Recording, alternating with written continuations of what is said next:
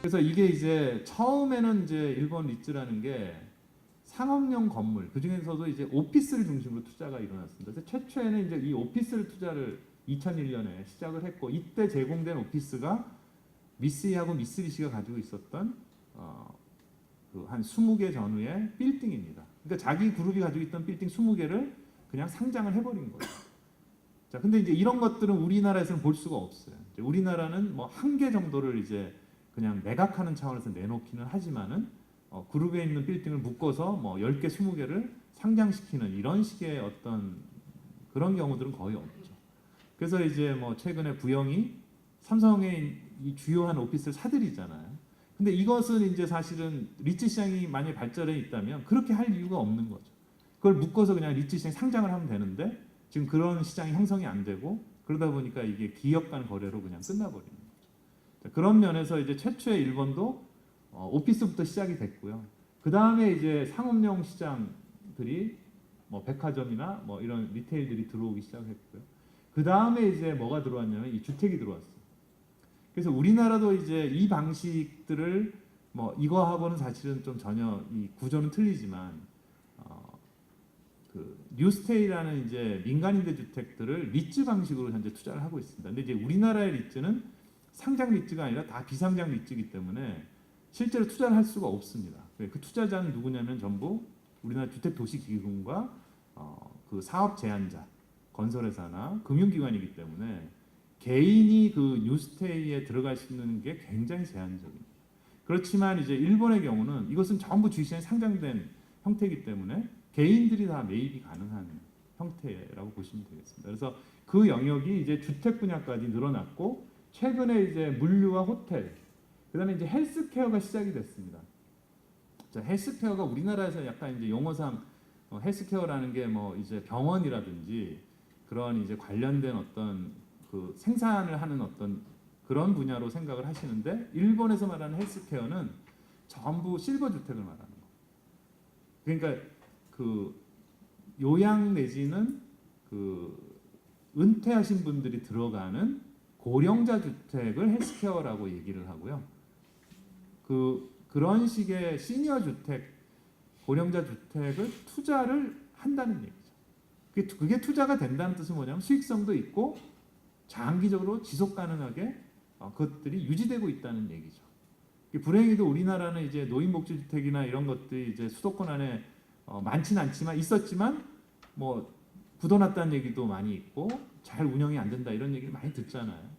그런데 이제 일본의 경우는 이런 고령자 주택을 정부가 엄청나게 지원을 합니다. 그래서 개인들이 물론 들어가서 이제 그 임대료를 내는 측면도 있지만 이 엄청나게 빠른 일본의 고령화 추세를 고려해서 일본 정부가 집중적으로 이 고령자 주택에 대한 지원을 하고 있습니다. 그래서 그렇게 지원받은 주택을 다시 상장을 하는 거죠.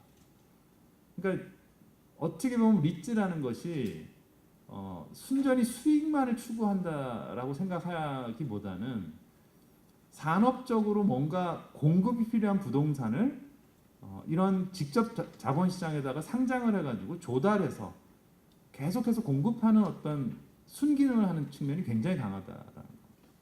그래서 이제 그런 것이 이제 일본 리츠의 그 내용들이라고 할 수가 있는데, 그래서 초기에 보시면 이제 오피스가 압도적으로 많았는데 지금은 이제 오피스가 한 절반 이하가 되고 상업시설, 주택, 물류창고 이런 식으로 이제 투자 대상이 다 달라진 것이죠. 그리고 최근에 이제 임대주택이 상당히 늘어나고 있는데 일본 정부는 지금 어떻게 생각하고 있냐면 잘 투자가 안 되고 있는 이제 소위 관광, 물류, 헬스라는 게 고령자 주택을 말하는 거고 병원까지 포함해서 여기에다가 투자를 할 수 있게 환경을 조성하겠다. 이제 이런 생각을 가지고 있습니다. 그래서 현재 11조 엔인데 이것을 2020년까지 30조 엔까지 끌어올리겠다는 게 이제 일본 정부의 지금 정책이죠.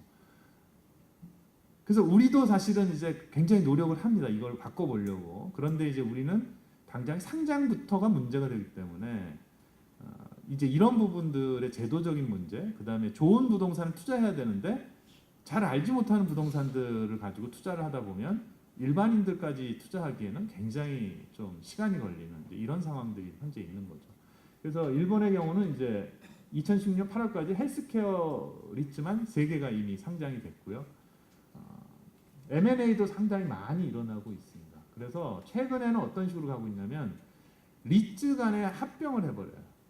그래서 이게 이제 원래 한 50개가 넘던 리츠인데 아마 시간이 지나면 절반 정도로 줄어들 걸로 보입니다. 근데 이런 현상은 일본만 있었던 게 아니고 미국이나 호주나 이 리츠가 발전했던 대부분의 나라에서 이런 일이 벌어졌어요. 왜냐하면 초기에는 사람들이 이런 수익성이나 빌딩의 특성에 대해서 굉장히 고민을 하고 그런 부분들을 구분해서 투자를 했지만은 이게 어느 정도 실적이 나고 나면 굳이 그럴 이유가 없다는 거예요. 그래서 그냥 다 합쳐버려요. 그래서 얼마까지 커졌냐면은 1조 엔짜리들이 생겨난 거예요. 1조면 우리 돈은 이제 10조짜리 그 주식 회사가 생겨나는 거죠. 그래서 이제 그런 식으로 이제 바뀐다는 거죠. 그 예를 들어서 이제 이게 최초에 그 됐던 이제 그 미쓰이가 했던 거의 초기에 이제 리츠인데, 그러니까 거의 이제 한 5, 6년이 지난 거죠. 근데 이게 빌딩을 가지고 하는 겁니다. 미쓰이가 가지고 있었던 빌딩을 가지고 하는데 이제 미쓰이가 자기들이 자기네 빌딩 20개 정도를 여기다 집어넣고 그것을 이제 상장을 했는데, 그럼 이걸 누가 투자를 하냐면 이제 주식시장에서 이 리츠에 투자를 하고 그 주식을 가져가서 배당을 받는 거죠. 채권을 가진 기관들도 들어오게 돼요. 대출 같은 걸 일으켜서 들어오고요. 그러면 이제 이것은 직원이 없습니다. 이거는 페이퍼 컴퍼니이기 때문에 그냥 빌딩만 보유한 상태죠. 그럼 누가 이걸 운영하냐면 미쓰이가 만든 자산관리 회사가 운영을 합니다.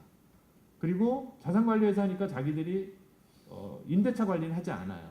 그럼 임대 관리는 누구한테 맡기냐면 자기네가 또 만든 관리회사가 있어요. 그럼 거기다 갖다 맡기는 겁니다. 그러니까 결국은 어떻게 되냐면 자기 빌딩을 소유는 주식시장에 있는 투자자들한테 넘겼지만 여전히 이 배당 이외에 나머지 모든 비즈니스는 미쓰이가 그대로 하고 있는 거죠. 그러니까 굉장히 이런 형태의 리츠는 이제 아시아권에는 뭐 흔한 겁니다. 뭐 일본, 홍콩, 싱가포르도 다 이런 식으로 운영을 하고 있고, 그래서 이걸 뭐라고 부르냐면 스폰서 리츠라고 보통 부르고 있습니다. 그래서 이제 이것이 이제 어떻게 보면 투자자들 입장에서 굉장히 마음 편하게 투자할 수 있는 거죠. 어차피 그것은 미쓰이가 가지고 있는 관리하는 빌딩이기 때문에 거기서 나는 배당을 개인도 받아간다라는 취지로 이해를 하는 거죠. 그런 것들이 이제 원래 리츠가 갖는 굉장한 장점이었던 거죠. 그래서 대부분 이 J리츠라는 건 소위 계열 리츠, 스폰서 리츠의 형태를 취하고 있고, 다만 이렇게 되면 이제 어떤 문제가 생길 수가 있냐면 사고 파는 과정에서 이 보유했던 사람한테 너무 유리한, 그러니까 미쓰이가 자기가 유리하게 끌고 가는 거 아니냐 이제 이런 의심을 받을 수 있기 때문에 법적으로 이제 이 이해상충의 문제를 해결하기 위해서 제3자에 의한 감정 그리고 그 가격에 제한을 두고 있습니다. 그래서 이제 이런 식으로 이제 그 시장의 투명성은 이제 가져가겠다라는